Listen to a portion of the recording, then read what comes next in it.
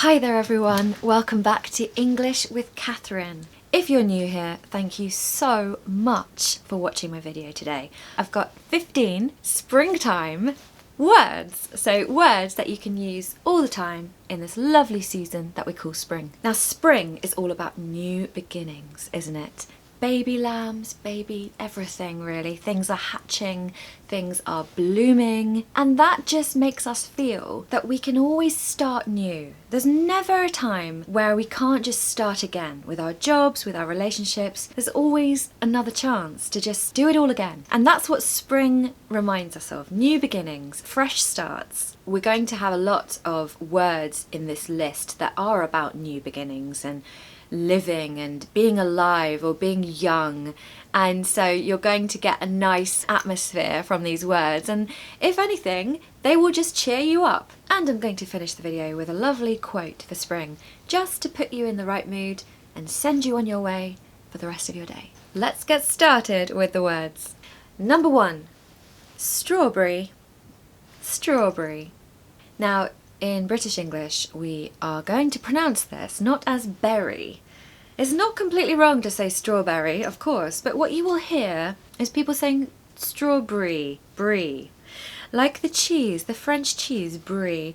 That seems to be the sound that you hear instead of berry on the end of any fruit that ends with berry. Raspberry, blueberry, blackberry. Okay, so we stress the first syllable, straw, brie, strawberry. Now in Britain, strawberries are a big deal, as I'm sure they are in many countries, but they are in season, which means that they are ripe and ready in this season, so they don't need to be necessarily imported from another country because we have them here growing very well. And people start to go strawberry picking, such a lovely thing to do, more done really in summer, but it definitely starts in the spring. And because spring is strawberry season really, I really want to bake something this month involving strawberries. So if you have any ideas on any recipes involving strawberries, put them in the comments below.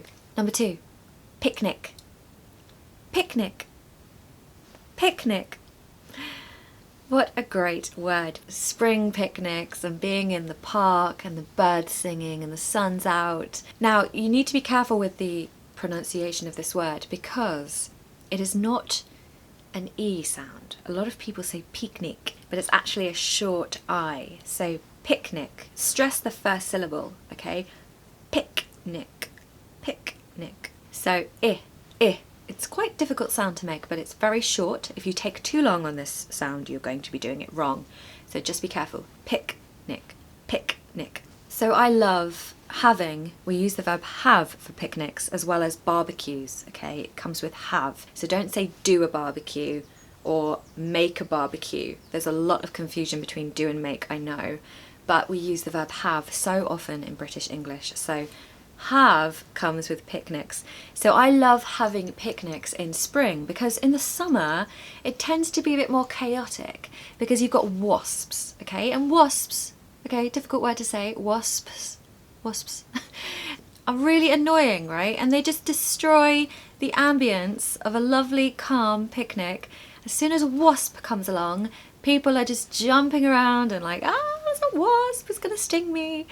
So yeah, not the most relaxing thing. Picnics in the park are a huge part of British culture, and I love going to London to Hyde Park and just people watching and just seeing everyone having fun. And there's something about spring that brings everyone outside wearing colours and everybody's just more vibrant and alive and happy, and you know, they're kind of coming out of hibernation from the winter period. So it's just a lovely time to be having a picnic. Number 3. Blossom. Blossom.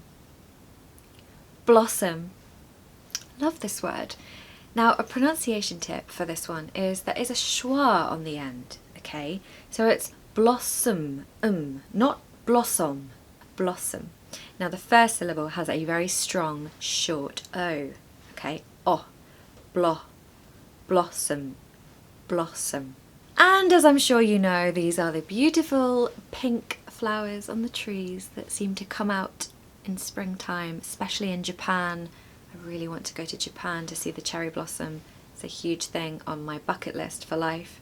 And really my favourite spring scene to look at or take a picture of is blossom trees, cherry blossom trees in bloom with the pink petals falling like wedding confetti. Oh, it's just such a beautiful scene. Number 4, balmy. Balmy. Balmy. Now, this word is definitely used a lot in summer, but it definitely can be used as the weather starts properly warming up. Probably mid-May, the weather in Britain starts to really ramp up a bit and the temperature goes up. Hopefully, I mean, so far the spring season here has been a bit disappointing, really. It's not been very good, but let's see, fingers crossed. So balmy means pleasantly warm. Don't pronounce the L, by the way. It's a really strange word, actually, when you look at it, because it looks like it should be balmy, but it's not. It's bar. There's no letter there, actually. It's just empty. So balmy, balmy. And you will hear people talking about balmy spring evenings, and that just means warm. The temperature is warm, and that is a huge deal for us in Britain. We don't usually ever have warm evenings. That's why we go abroad for holidays, because we need that. We want to eat outside for dinner, and that novelty of eating outdoors is just lovely for us. So we have these words that just mean unusually warm for an evening. You wouldn't really say the day is balmy. It's really about the evening time. So a balmy spring evening. Number 5, rhubarb. Rhubarb. Rhubarb. Ah, delicious fruit. Really nostalgic for me because my granny used to make a lot of recipes with rhubarb. And rhubarb, like strawberries, is in season at the moment, which means it's a bit cheaper as well. I mentioned earlier what in season means. It just means it's ripe right now, it's ready. And there are so many British recipes with rhubarb. It's a huge important fruit here. And the other day I made a rhubarb cheesecake for the first time and it went quite well. Pronunciation tip. You want to stress the first syllable, rue. There's no H sound, it's just a double O sound. So rue, rue, rhubarb. No R sound in the second syllable, rhubarb. Number 6, bouquet. Bouquet. Bouquet. What a beautiful word. Now I'm not quite sure on the etymology of this word, I'm going to be honest. I think it might be from French. It does sound very much like it's French, and probably lots of people are going to tell me in the comments about that, which would be really great. But yeah, we don't pronounce the end letter. There's a lot of French borrowings, like duvet from my last video. Remember I told you about duvet having a silent T on the end? Well, this is another example of that. So bouquet, bouquet. So you're going to stress the second syllable, okay? So bouquet, bouquet. So all throughout April and May, I love buying bouquets of flowers. It just makes me feel happy, and usually it's daffodils or tulips or something called gypsophilia, which are these tiny little white flowers, which I absolutely love. I know the name of that just because my mum is a florist, so she always used to tell me the names of flowers. And a bouquet is just a bunch of flowers, okay? So it could be a small bouquet, it could be a big bouquet of roses. If it's Valentine's Day or some big celebration, you might want to get a big bouquet. Number 7 is kind of 2 words, but it's April showers. April showers. April showers. Now you will hear British people referring to the rain that you get in April as being April showers, because the rain is a bit different. It's sort of softer and lighter. It's not such a torrential downpour as it is in other seasons, and you will hear people saying, look, April showers, and it's just sort of light rain. Of course, you're always going to have rain in all the seasons in Britain. You're never going to escape the rain in England, but I love the rain. I really do. I remember when I lived abroad, I really missed the rain. How crazy does that sound? It would be a completely different place if we didn't have so much rain. People secretly like it, and they like to complain about it, but really they love it. Pronunciation tip is the word showers is similar to flowers, okay? So you want that round sound. Showers, showers. Number 8, tulips, tulips, tulips. What a pretty flower this is. And I just wanted to show you this word because the pronunciation is not tulips, really. I mean, maybe some people might say it like that, but what you'll mostly hear is ch. It's more of a ch sound, so tulips, tulips. In Britain, the tulips start coming out in kind of late April. So right now, we're just about to hit May. They really are all coming out and they're all in bloom. And there's something really beautiful about the bright red ones against the bluebells, which we have a lot of now. The bluebells are starting to come out, and that contrast between the red and the blue is just gorgeous. But yeah, it's a typical spring flower, so I wanted to include it on this list and just to show you that pronunciation. Number 9, hatching, hatching, hatching. So here's a verb. I just thought I would throw a verb in there because a lot of these things are just adjectives or nouns.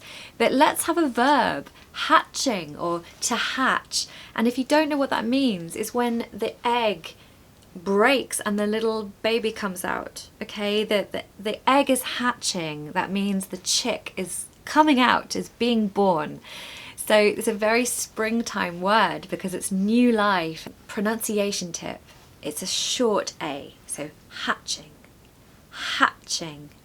Okay, you really want that back of the throat sound, the short A, hatching. Stress the first syllable. Number 10. We've actually got 3 words for number 10, but they all are completely related. And we have some more examples of new life and new beginnings with lamb, calf, and foal. Lamb, calf, and foal. Lamb, calf, and foal. So these are baby animals. A calf is a baby cow. Make sure to use a long A, calf, and no L. A foal is a baby horse.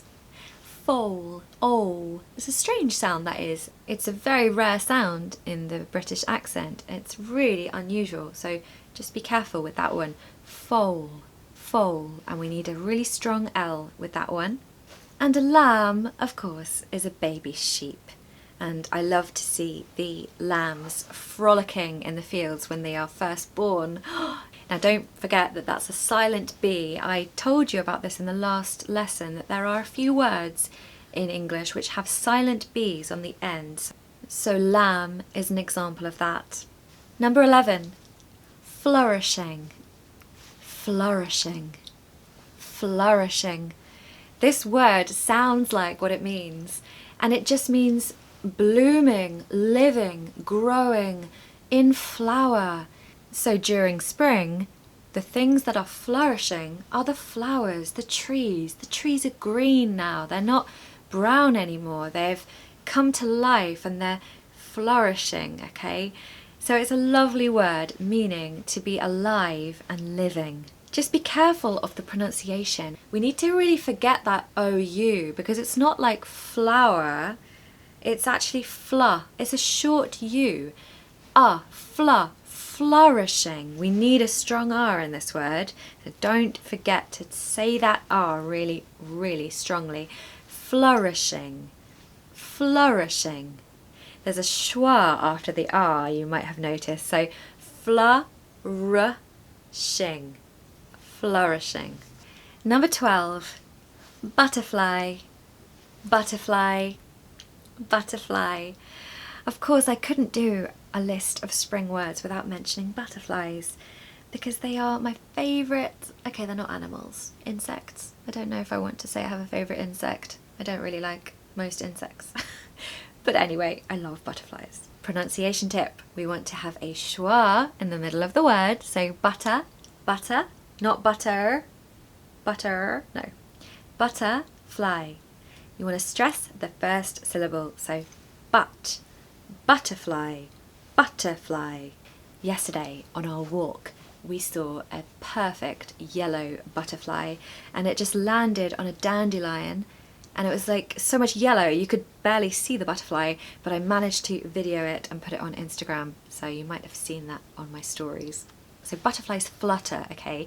You could say they're flying, you could, but it's better to say flutter. That is the perfect verb for how they fly. Number 13, cheerful, cheerful, cheerful. Great word, really, with what it means. It just means happy and uplifted. And during springtime, people are wearing more colours and they just seem happier and brighter as people. And we often say this word, that's a cheerful colour, that's a cheerful dress, look at that cheerful outfit, how uplifting. And I don't know about you, but I always feel more cheerful when I see people wearing colours again. People smiling, people happy, people laughing. It just makes you feel much more cheerful. And also, we can use the phrasal verb to cheer up. So you can really cheer up or cheer yourself up if you've been feeling a bit down. And you go outside and you see nature, flowers are out, the sun's shining. It's going to cheer you up. Pronunciation tip, don't pronounce the R, of course. It's more like a y sound, so cheer. It's actually a bit of a schwa sound in the middle, so it's like cheer, cheer, cheerful. You have to say it quite quickly and then it becomes cheerful. Number 14, the dawn chorus. The dawn chorus. The dawn chorus. I'm absolutely over the moon to tell you about this one because this has started recently, and what it means is at 5 a.m. the birds start singing, and it doesn't happen in any other season, to my knowledge, but the other morning you might think I was really annoyed to be woken up at 5 a.m, but it was the most gorgeous alarm, and it was like this little bird singing, and then the others started joining in, and then they were all sort of singing this song that sounded like they'd rehearsed it before. It was really quite professional. But yeah, we call this the dawn chorus because dawn is the time of day where the sun is rising, so very early in the morning. Dusk is the opposite, that's when the sun is setting slowly. And I love these two words, dawn and dusk. So yeah, one of the best things about spring is the dawn chorus, waking you up in the morning ready for a new day. Pronunciation tip, now chorus is notoriously difficult to remember how to pronounce. Luckily, it's not a very common word. You don't need this every day. But when you're talking about music, you might want to refer to the chorus, which is the main part of the song where the catchy rhythm comes and the melody that everybody wants to hear. So just make sure you don't pronounce the H. It's just chorus, chorus. And there's a schwa at the end, so don't say chorus, it's just chorus. And dawn is like door, okay? So you can say the word door, I'm sure you can. And now just put an N on the end, so dawn, dawn. Don't pronounce that R.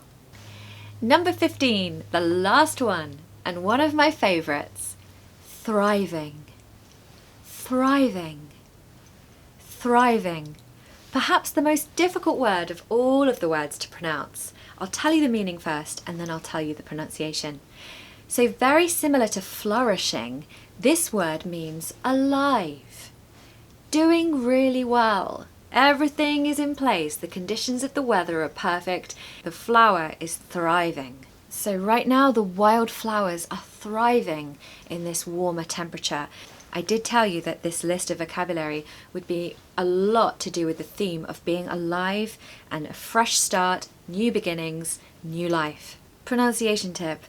It is difficult. Let's just be honest, this is not an easy word to say. So if you're having trouble with this, don't worry.